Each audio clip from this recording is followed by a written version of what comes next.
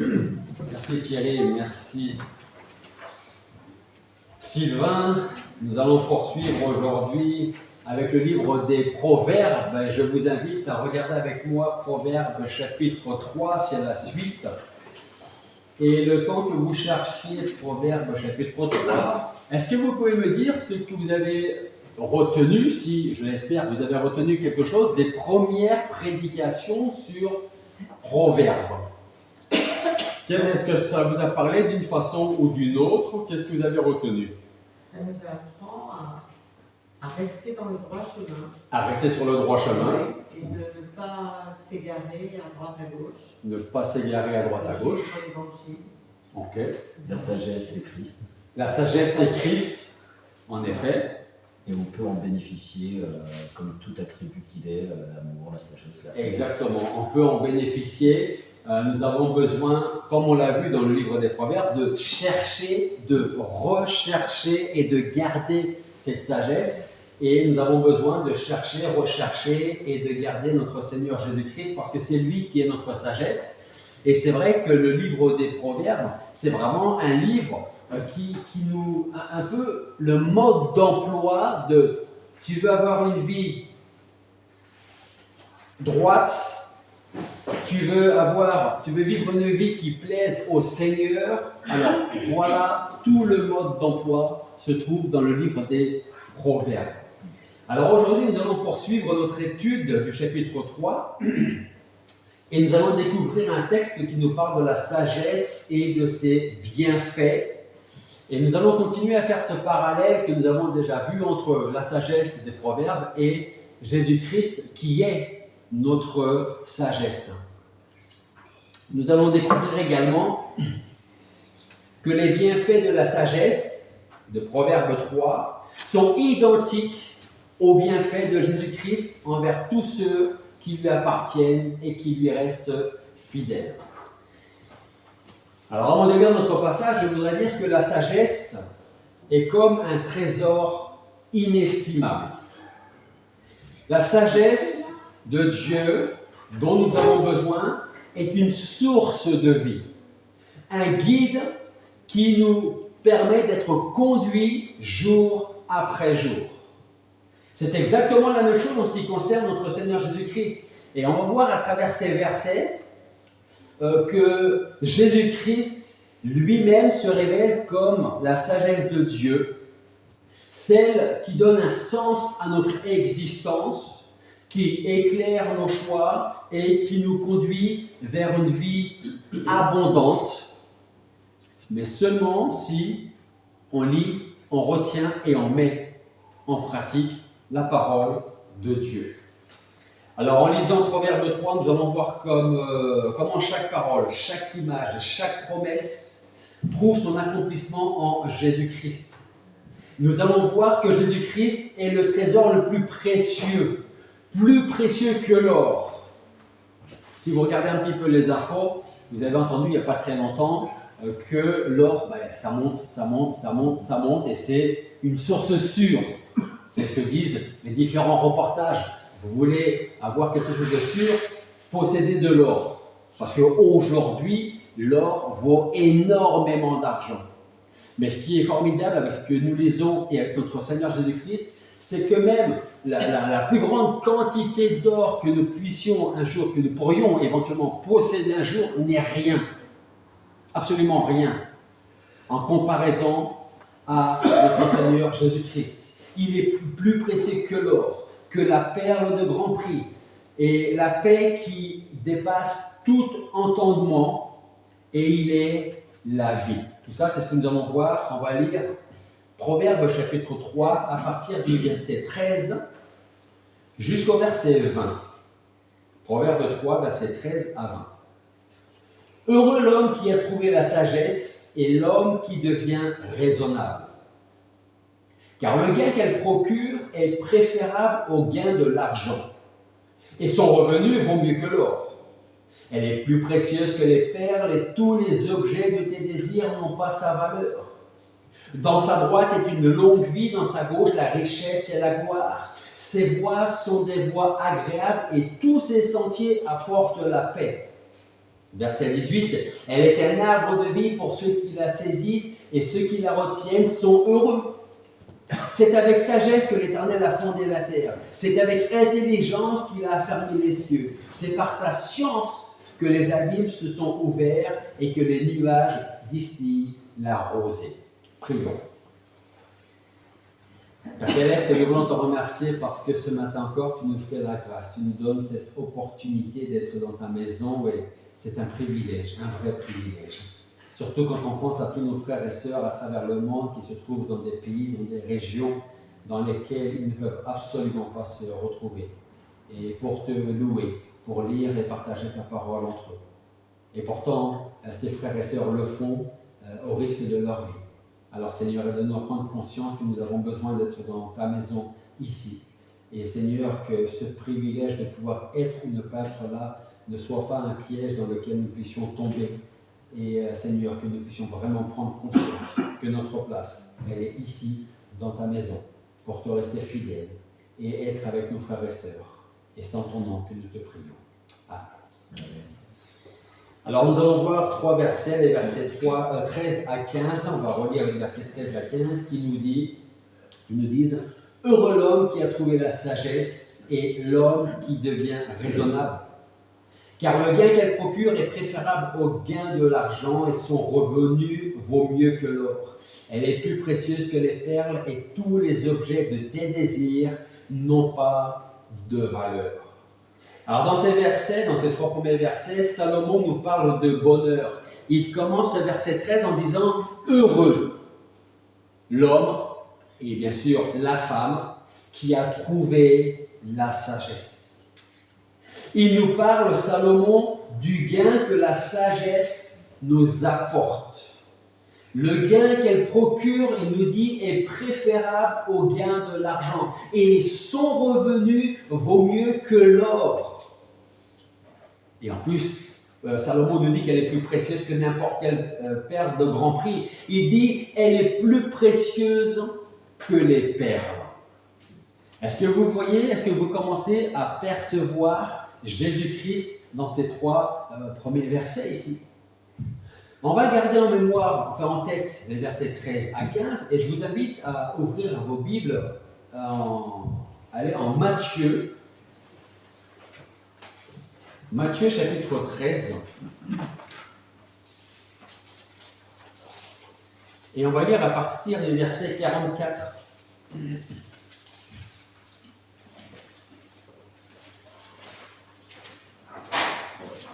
Alors avant de lire ce passage, je voudrais juste pour connaître le contexte, à un moment donné, le Seigneur Jésus-Christ parle avec les pharisiens. Et Jésus-Christ va leur dire, vous attendez le royaume spirituel, mais ce qu'il faut que vous sachiez, vous, pharisiens, scribes, à qui je m'adresse, c'est que le royaume de Dieu est déjà présent parmi vous. C'est-à-dire que Jésus-Christ disait être le royaume de Dieu. Vous attendez le royaume spirituel, mais sachez que le royaume de Dieu est déjà parmi vous en ce moment, et c'est lui, ce royaume, qui est en train de vous parler. Et donc là, on vient en Matthieu chapitre 13, versets 44 à 46, et Jésus nous dit, le royaume de Dieu est comparé à un trésor caché ou encore à une perle de grand prix. Le royaume des cieux est encore semblable à un trésor caché dans un champ. L'homme qui l'a trouvé le cache de nouveau et dans sa joie, il va vendre tout ce qu'il a et il achète ce champ. Le royaume des cieux est encore semblable à un marchand qui cherche de belles perles. Ayant trouvé une perle de grand prix, il est allé vendre tout ce qu'il avait pour acheter cette perle. Eh bien, Jésus est comparé à un trésor caché dans un champ. Un homme découvre ce trésor et dans sa joie, il vend tout ce qu'il possède pour acheter ce champ. Il veut devenir propriétaire de ce champ parce qu'il sait la richesse qu'il y a dans ce champ. Ce trésor, c'est Jésus-Christ lui-même. Il est la sagesse qui surpasse toute richesse matérielle. On dit souvent que le bonheur, l'argent ne fait pas le bonheur, mais il y contribue. On a tous besoin d'une certaine richesse pour pouvoir vivre. Quand je parle de richesse, je ne dis pas qu'il faut avoir 15 voitures, 4 maisons, et non, ou un compte en banque bien rempli. Ce sont des richesses ou ce que Dieu nous permet d'avoir pour subvenir à nos besoins. Eh bien, Christ va au-delà de toutes ces richesses-là. L'or et l'argent sont des valeurs éphémères. On peut en posséder, mais quand on va partir, quand on va quitter ce monde, on ne va pas l'amener avec nous, cet or et cet argent-là. L'or et l'argent, on le voit à travers les infos, que ces richesses-là sont sujettes au vol. Pourquoi est-ce que les gens volent dans les bijouteries? Pourquoi l'argent, ou surtout l'or, devient aussi cher? C'est parce que, humainement parlant, ce sont des richesses sur lesquelles on peut s'appuyer. C'est sûr qu'on ne va pas l'amener avec nous au ciel. Ce ne sont pas nos richesses, l'or, l'argent qu'on peut posséder, qui va nous permettre de recevoir les faveurs de Dieu par Jésus-Christ. Au contraire, puisque l'or et l'argent sont sujets au vol, qu'est-ce que nous encourage à faire le Seigneur Jésus-Christ? En Matthieu chapitre 6, versets 19 à 21, alors on est en Matthieu, si vous voulez tourner quelques pages, on va aller en Matthieu chapitre 6, et on va lire les versets 19 à 21. Et ces 3 versets nous disent, c'est le Seigneur qui parle, il dit « Ne vous amassez pas de trésors sur la terre où les vers et la rouille détruisent et où les voleurs percent et dérobent. » Verset 20 « Mais amassez des trésors dans le ciel où ni les vers ni la rouille ne détruisent et où les voleurs ne percent pas et ne dérobent pas. » Et verset 21, et ça c'est vrai pour tout dans notre vie, pas l'or, l'argent, nos richesses. C'est vrai pour tout, ce verset 21 qui dit « Car là où est ton trésor, là aussi sera ton cœur. » Presque, on pourrait prendre ce verset en conclusion, ça va aller avec la conclusion que je vais apporter tout à l'heure. Là où est ton trésor, là aussi sera ton cœur. Aujourd'hui, à l'heure qu'il est là, il est où mon trésor? Ou il est où mon cœur? Jésus, en revanche, est une richesse éternelle. C'est par lui que Dieu nous a bénis au-delà même de ce que nous pouvions penser ou imaginer. Si vous vous en souvenez, parce qu'il y en a ici qui ont grandi dans l'église, Laetitia, un peu ma femme, moi, nos petits-enfants. Donc peut-être, ces personnes ne vont peut-être pas pouvoir forcément répondre à ma question, mais qui est venu au Seigneur à l'âge adulte? Ok. Alors adulte, c'est 17-18 ans. Ok. Ah, d'un coup, il lève la main. Est-ce que vous regrettez une seule seconde d'être venu au Seigneur? Est-ce que vous seriez prêt à revenir à ce que vous étiez avant? Pourquoi? Parce que aujourd'hui, nous réalisons que ce que nous possédons, c'est-à-dire Jésus-Christ, est tellement supérieur à ce que je pouvais posséder avant, même si j'étais l'homme ou la femme la plus riche, financièrement parlant, du monde.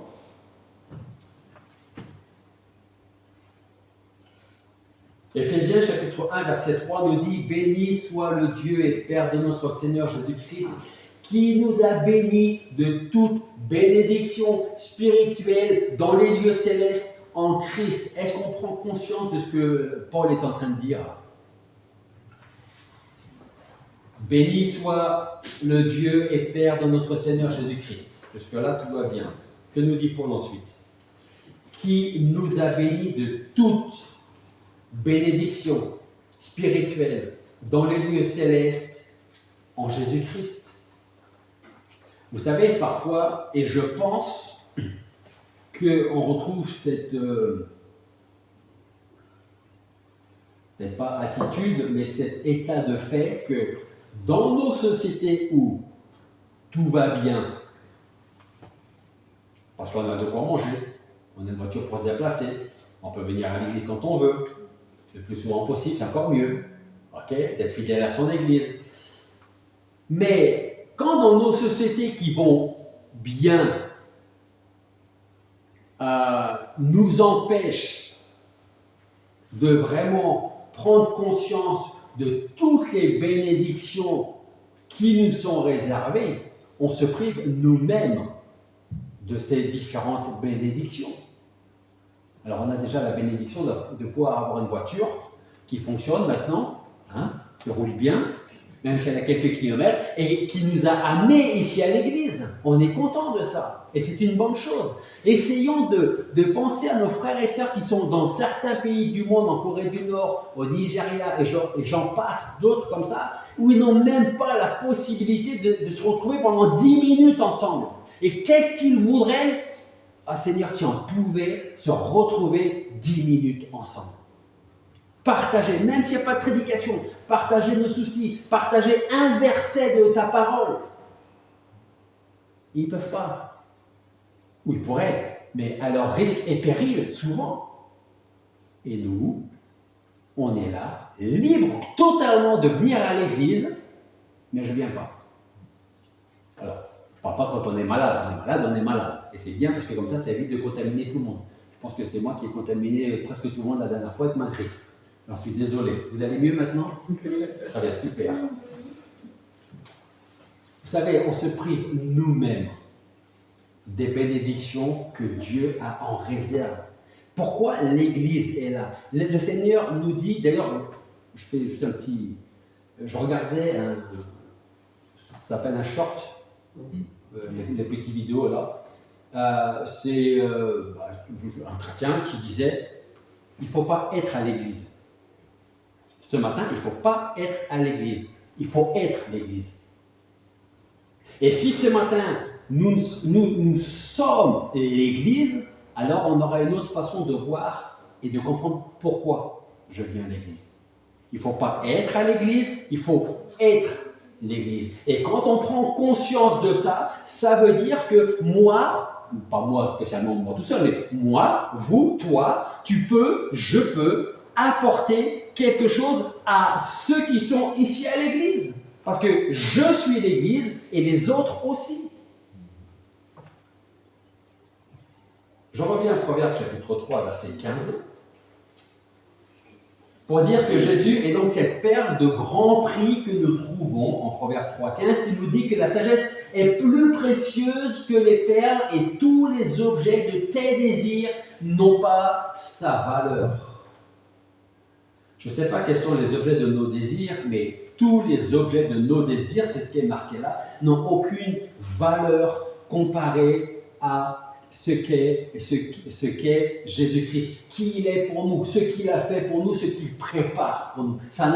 Il n'y a aucune comparaison possible. Rien de semblable. Et en relisant ce verset, je repense à l'apôtre Paul qui, dans sa lettre aux Philippiens, on peut regarder Philippiens chapitre 3, versets 4 à 9. Philippiens chapitre 3, versets 4 à 9, j'attends que vous ayez trouvé ce passage pour le lire et le temps que vous le cherchiez. Paul, dans ce passage, explique qu'avant de connaître Jésus-Christ, il pensait, il croyait, il était persuadé de détenir tout ce qui était vraiment important pour lui. C'est-à-dire un statut social prestigieux, une éducation pharisienne irréprochable, une piété exemplaire, mais tout ça toujours selon la loi juive. Pourtant, après sa conversion, il va considérer tous ces avantages, tout ce qu'il possédait comme une perte face à la valeur inestimable de connaître et d'être connu par Jésus-Christ. Et qu'est-ce qu'il dit en Philippiens 3? Il dit « Pourtant, moi-même, j'aurais sujet de me mettre de mettre ma confiance dans la chair. Parce que si d'autres croient pouvoir se confier en la chair, à plus forte raison, moi. Et il dit, parce que moi, j'ai été, verset 5, circoncis le 8e jour, de la race d'Israël, de la tribu de Benjamin, hébreu, né d'hébreu quant à la loi, pharisien quant aux zèle, persécuteur de l'Église quant à la justice légale, irréprochable. J'étais, à mes yeux et aux yeux de la loi juive, irréprochable. Quand on entend ça, on peut dire, oui, il a gagné son salut, lui, hein. Il a gagné le place au ciel. Il est irréprochable. Qui est irréprochable ici? Personne. Mais Paul pouvait dire, selon la loi. Selon la loi que je mettais en pratique, j'étais irréprochable.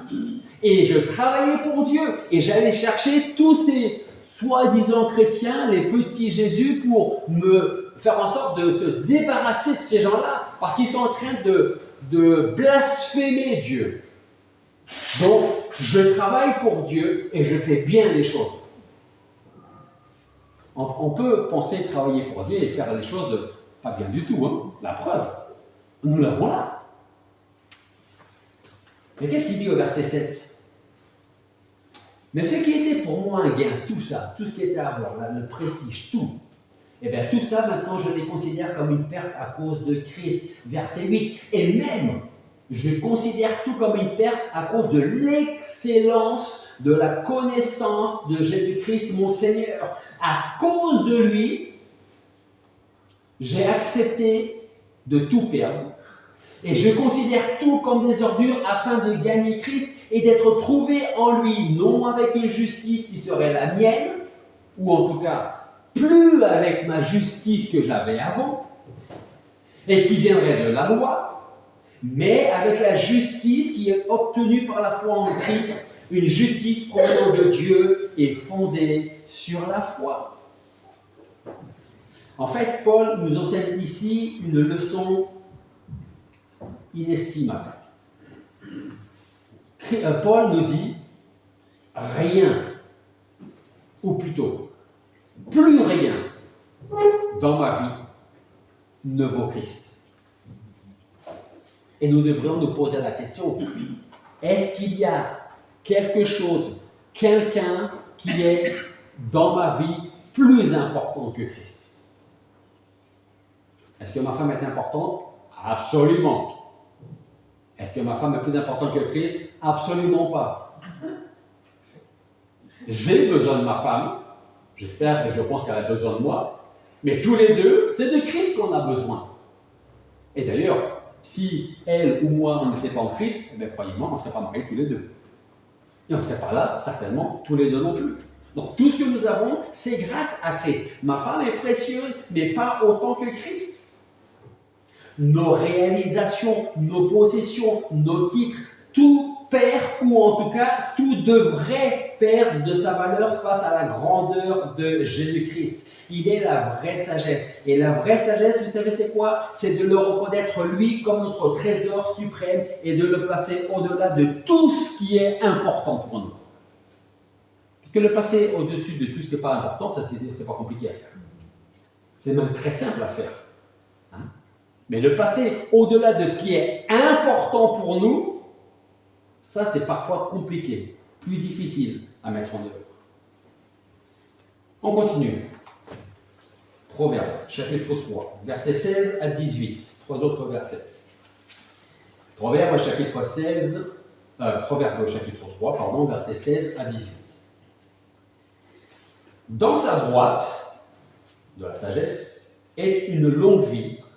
Dans sa gauche, la richesse et la gloire. Ses voies sont des voies agréables et tous ses sentiers apportent la paix. Elle est un arbre de vie pour ceux qui la saisissent et ceux qui la retiennent sont heureux. Là, ce que nous pouvons dire avec ces 3 versets, c'est que les mains du Seigneur sont toujours ouvertes, que ce soit pour nous reprendre, comme la correction que nous trouvons dans les versets 11 et 12 qu'on a vu la semaine dernière. Versets 11 et 12 du chapitre 3 nous disent « Ne méprise pas, mon fils, la correction de l'Éternel, ne t'effraie pas de sa réprimande, car l'Éternel réprimande celui qu'il aime comme un père, l'enfant qu'il chérit. Ou encore pour nous bénir. Jean chapitre 10, verset 10, qui nous dit, il parle du voleur, il dit, moi, je suis venu afin que les brebis, mes brebis, aient la vie et qu'elles aient la vie en abondance. Et puis il y a le psaume 16, verset 11, qui nous dit, tu me feras connaître le sentier de la vie. Il y a abondance de joie devant ta face, des délices éternelles à ta droite. Qu'est-ce qu'on a lu dans le verset 16? Dans sa droite est une longue vie, dans sa gauche la richesse et la gloire. Et puis il y a ce verset 17. Ces voies sont des voies agréables et tous ces sentiers apportent la paix. En parallèle à ce verset 17, je pense à Jean 14, 27, où Jésus dit à tous ceux qui se confient en lui, il dit, je vous laisse la paix. Je relis juste le verset 17 de Proverbes pour qu'on ait bien le parallèle. Ces voies sont des voies agréables et tous ces sentiers apportent la paix. Que nous dit le Seigneur en Jean 14, 27, je vous laisse la paix, je vous donne ma paix, je ne vous la donne pas comme le monde la donne. Vous voyez le parallèle entre la sagesse qu'on retrouve dans Proverbes et Jésus-Christ. Et comme je l'ai déjà dit, et je veux le répéter, la paix que le Seigneur nous donne n'est pas l'absence de problèmes dans nos vies. C'est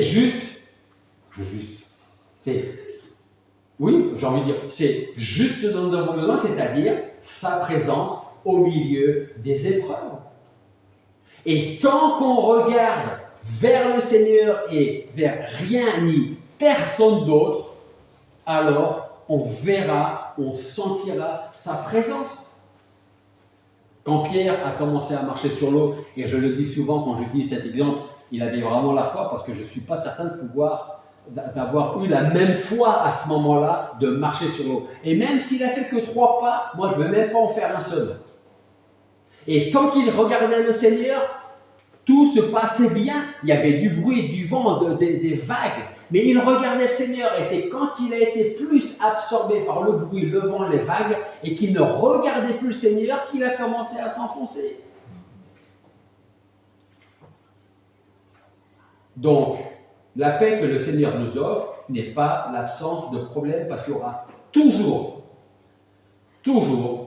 des problèmes autour de nous, dans notre vie, dans notre travail, à la maison, à l'église, toujours. Mais le Seigneur sera aussi toujours présent auprès de nous.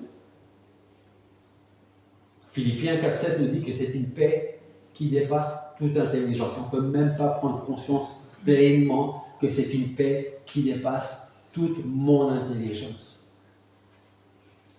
Jésus nous conduit sur des chemins de paix parce qu'il est notre paix. Il a des projets de paix pour tous ceux qui lui appartiennent. Et vous connaissez Jérémie 29, 11. Quelqu'un peut me citer Jérémie 29, 11? Je connais. Le projet que j'ai formé sur vous. Exactement. Je connais. C'est ça. Je connais, moi, les desseins, les projets que je forme à votre sujet. Desseins de paix, projets de paix et non de malheur, afin de vous donner un avenir et l'espérance. Je reviens à ce que je disais tout à l'heure par rapport à Éphésiens chapitre 1, verset 3, où Dieu a en réserve pour nous un nombre incalculable de bénédictions et on se prive parfois nous-mêmes de ces bénédictions. Là, c'est exactement la même chose.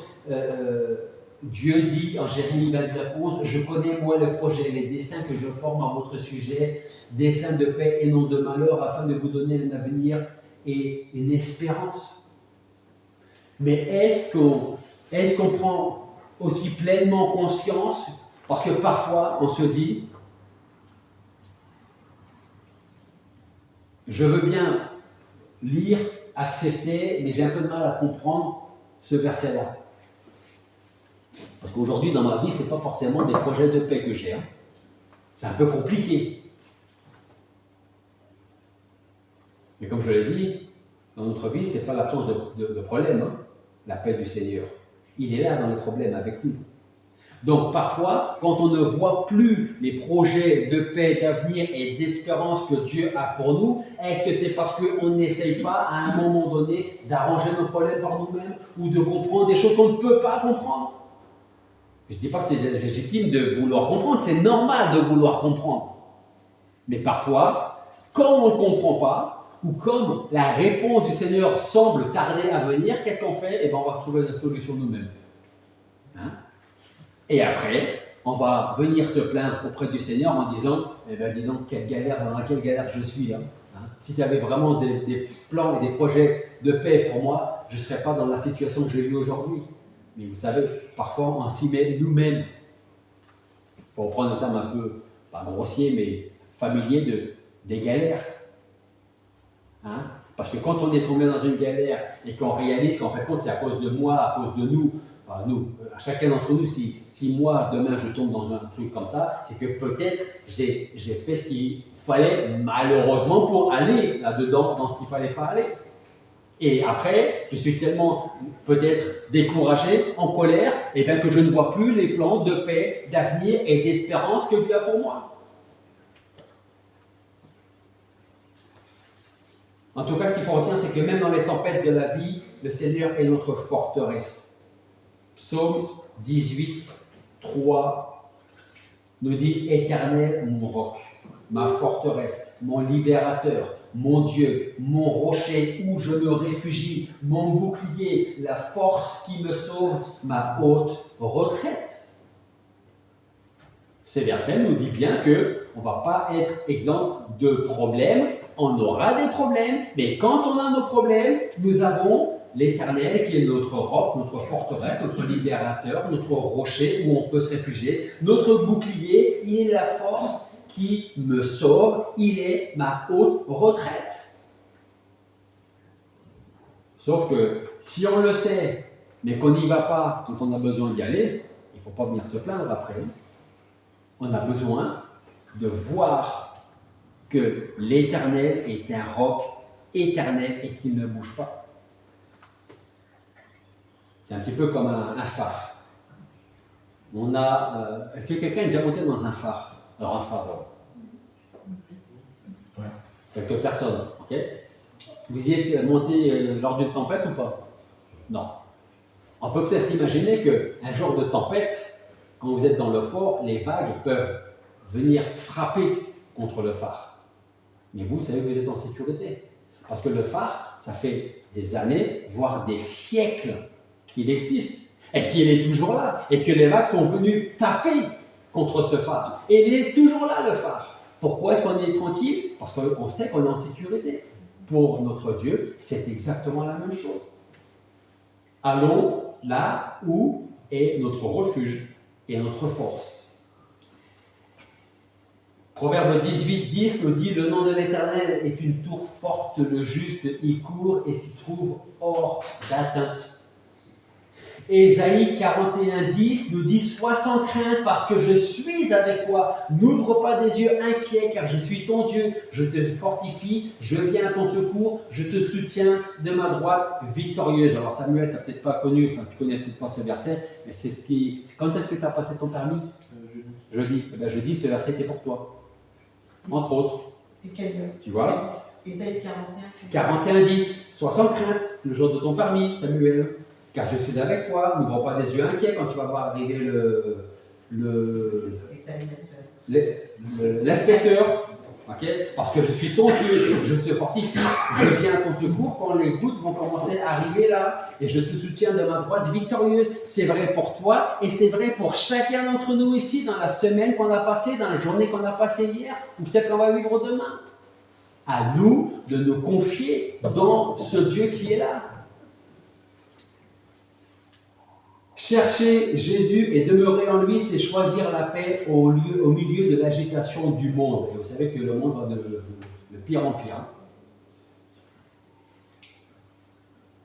Verset 18, Proverbe chapitre 3, verset 18. La sagesse, c'est moi qui rajoute pour le contexte, est un arbre de vie pour ceux qui la saisissent et ceux qui la retiennent sont heureux.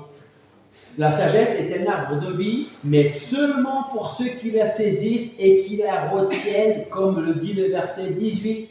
La sagesse est un arbre de vie pour ceux qui la saisissent, pour ceux qui la retiennent. Eh bien, ces gens-là seront heureux. C'est la même chose en ce qui concerne Christ et son salut. Chaque pécheur est appelé à saisir Christ pour recevoir le pardon des péchés et recevoir la vie éternelle. Mais que signifie concrètement saisir Christ? Ça veut dire quoi concrètement? Je crois que saisir Christ veut dire, premièrement, croire en lui. Reconnaître qu'il est le Fils de Dieu et le seul et unique Sauveur. C'est ce que nous dit Jean 3,16, par exemple. Dieu a tant aimé le monde qu'il a donné son Fils unique afin que quiconque croit en lui ne périsse pas mais qu'il ait la vie éternelle.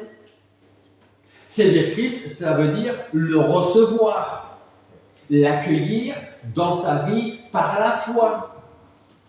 Jean chapitre 1 verset 12 nous dit « À tous ceux qui l'ont reçu, elle a donné le pouvoir, la lumière, c'est-à-dire Christ, de devenir enfants de Dieu à ceux qui croient en son nom. » Saisir Christ, ça veut dire se repentir.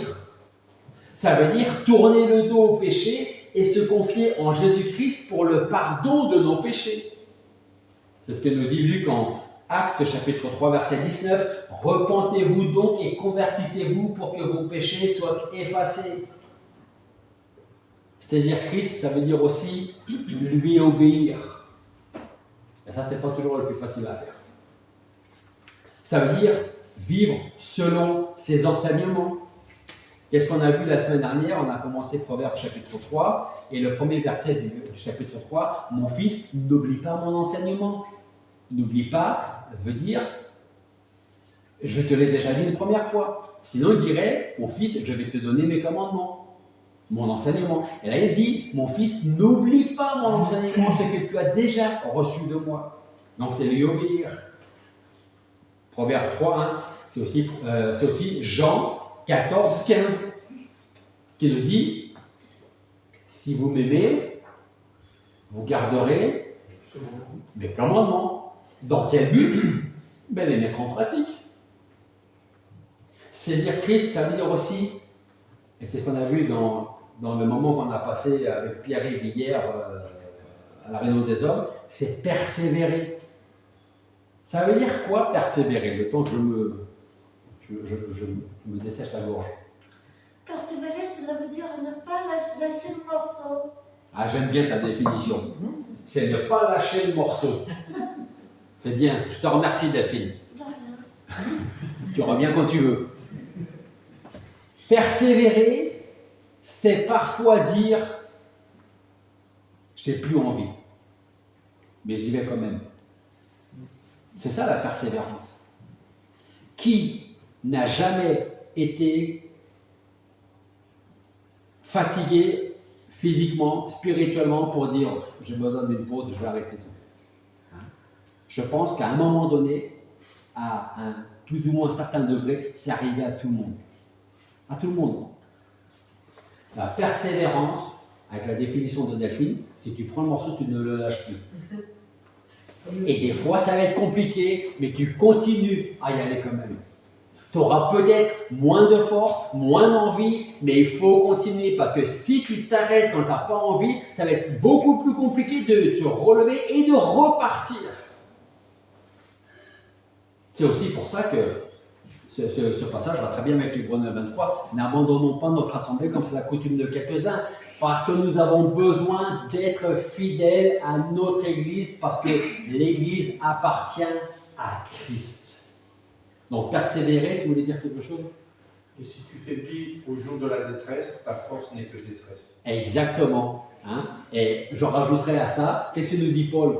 Alors, quand il a demandé par 3 fois à être guéri plutôt à ce qu'on lui enlève l'écharpe dans la chair, ben, il dit c'est quand je suis faible que je suis fort. Parce qu'il continuait de regarder vers celui à qui il a donné sa vie et qui était tout son trésor à présent. Jean chapitre 15, pour la persévérance, Jean chapitre 15, versets 4 et 5, nous dit Demeurez en moi, c'est Jésus qui parle, hein. Demeurez en moi comme moi je suis en vous. De même que le sarment ne peut lui-même porter du fruit s'il demeure sur le cep, de même vous non plus, si vous ne demeurez pas en moi. Moi je suis le cep, vous les sarments, celui qui demeure en moi comme moi en lui porte beaucoup de fruits, parce que sans moi, vous ne pouvez rien faire. Alors oui, Jésus est la vie, comme on peut le voir en Proverbe 3, 17, 18. Jésus est la vie. En Jean chapitre 14, verset 6, nous lisons « Moi je suis le chemin, la vérité et la vie ». Comme je le disais ce matin, Jésus ne nous a jamais dit « Je vais te montrer où tu vas trouver le chemin, la vérité et la vie ». Il dit « Je suis le chemin, je suis la vérité et je suis la vie. Et en dehors de moi, il n'y a rien d'autre. » Si, des chemins de perdition, des fausses vérités, mais certainement pas la vie éternelle. Nul ne vient au Père que par moi. Alors si Jésus est la vie et la vie éternelle, il est aussi le chemin qui mène à Dieu. Et sans lui, personne n'a accès au Père. C'est pour ça que en Actes chapitre 12, vous connaissez aussi ce verset, Actes 4, 12, qui nous dit que le salut ne se trouve en aucun autre que Jésus-Christ, car il n'y a sous le ciel aucun autre nom parmi les hommes, qui a été donné parmi les hommes, par lequel nous devions être sauvés.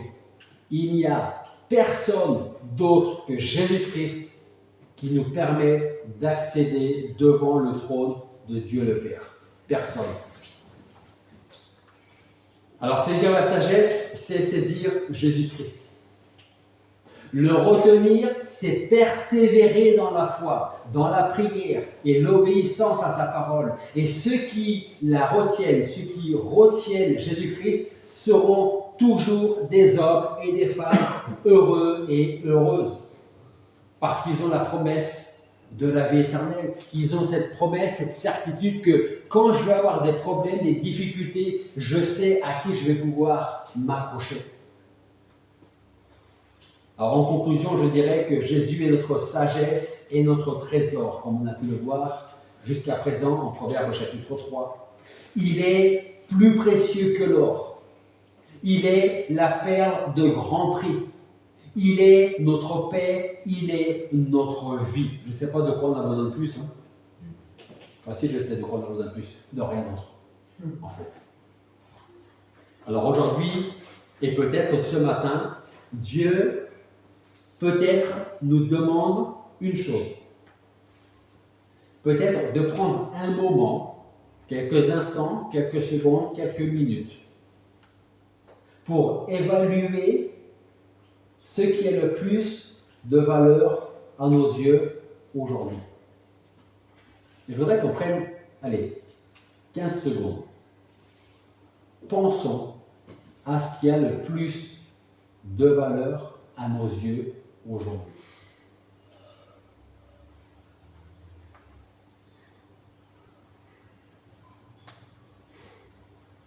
Vous avez peut-être un peu besoin d'aide. Est-ce que mon ou mes intérêts ont plus de valeur que Jésus-Christ? Mes priorités? Mon bien-être? Mes projets? Mes droits? On aime bien nos droits, on oublie souvent nos devoirs, mais par contre on oublie rarement nos droits. Est-ce que ma zone de confort est prioritaire, vaut plus que Jésus-Christ à mes yeux? Ou alors, autre chose que vous n'aurez jamais, comme dirait la chanson, ma liberté. Est-ce que ma liberté est plus précieuse, plus importante que Jésus-Christ? Ou peut-être autre chose que je ne sais pas, mais que peut-être vous savez. Ou alors, est-ce que nous pouvons dire comme Paul, avant tout ce qui était pour moi un gain, maintenant je l'ai considéré comme une perte à cause de Christ. Et même je considère tout comme une perte à cause de l'excellence de la connaissance de Jésus-Christ mon Seigneur. À cause de lui, grâce à lui, pour lui, j'ai accepté de tout perdre. Et je considère tout comme des ordures afin de gagner Christ. Alors faisons du Seigneur notre priorité. Faisons du Seigneur notre trésor, le plus précieux, notre priorité absolue. Que rien ne soit l'égal de notre Seigneur Jésus-Christ. Ça peut venir juste en dessous. Certainement pas au-dessus, pas même l'égal. Juste en dessous, ça va très bien. La priorité, notre priorité, individuellement, en tant qu'Église, c'est Jésus-Christ. Et si ma priorité dans l'Église, c'est Jésus-Christ, alors je verrai aussi les autres qui sont en l'Église. Et je vais aussi m'intéresser à ceux qui sont dans l'Église. Savoir, est-ce que tu vas bien? Est-ce que j'ai besoin de prier pour toi? Est-ce que tu veux que je prie pour toi pour telle ou telle chose? Et peut-être que quand on n'a pas quand on n'a pas ce réflexe-là, c'est peut-être parce que notre priorité n'est pas Jésus-Christ. Alors, vous savez ce qu'on fait parfois, mais on le fait partout, hein. Que ce soit à l'église, au travail, dans la rue. Bonjour, tu vas bien? Non. Allez, à demain. On pose la question, c'est tellement naturel de poser la question qu'on fait même plus attention à la réponse. Et puis des fois, ça m'est déjà arrivé, je dis au travail, par exemple, tu vas bien? Et puis les personnes traversent, et puis elle ne me répond pas du tout. C'est que peut-être ça ne va pas bien. Et puis qu'elle n'a peut-être pas envie d'en parler non plus. Faisons attention de ne pas tomber dans cette routine, dans cette habitude. Prenons le temps de penser les uns aux autres. Et si on pense à Jésus-Christ, on va penser aux autres. Obligatoirement. Prions. Père Céleste, nous voulons te remercier parce que ce matin encore, à travers ta parole, tu nous montres combien notre Seigneur Jésus-Christ, ton Fils, ton unique, ton bien-aimé, est notre trésor le plus précieux, cette perle de grand prix, plus précieux que l'or et l'argent, que nos richesses, que toutes les richesses que ce monde peut posséder. Et le fait de le posséder, lui, c'est pouvoir être en communion avec toi, c'est de pouvoir passer l'éternité avec toi, partager sa gloire, ta gloire, partager ces moments ensemble, Seigneur, et nous voulons vraiment te prier pour te remercier.